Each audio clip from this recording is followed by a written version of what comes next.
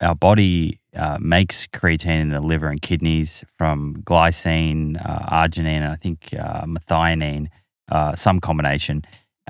How much does our body make? And in your view, does our body make an optimal amount if we're talking about performance, or is creatine via our diet or through supplementation a better way to achieve optimal levels?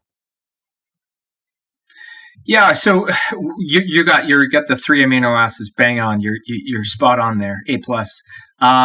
We make about 1 gram to 1.5 grams a day, depending on how big you are. It's stored almost exclusively inside our muscle. It's stored as free creatine, or as its phosphorylated form, phosphocreatine, which we all know is a high intensity fuel sort of buffer, if you like. Not much of it there, but it's the sprinter's fuel, so to speak.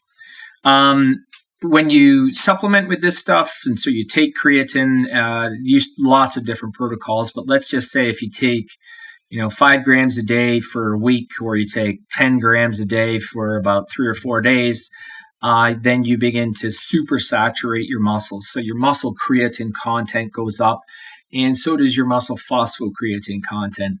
Again, we know that there's a phenomenon of response, non-response. So some people are great at storing creatine, other people, the traditional hallmark, because it's what we call an osmolyte as well. So when you put more of this stuff inside your muscle, it draws some water in with it. So your muscles tend to swell.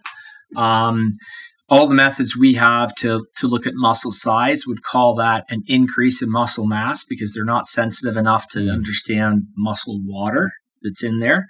So people get bigger. They put on, anywhere from, it could be 0.5 kilo, so about a pound, to anywhere up to, say, 2 kilos. And that's a pretty substantial water weight gain, which some athletes don't like. Some athletes have no issue with. If you're somebody going to the gym and your muscles swell a little bit and you look and feel bigger, that's probably great. So I think a lot of people probably get close to what your body says, this is all I need to produce.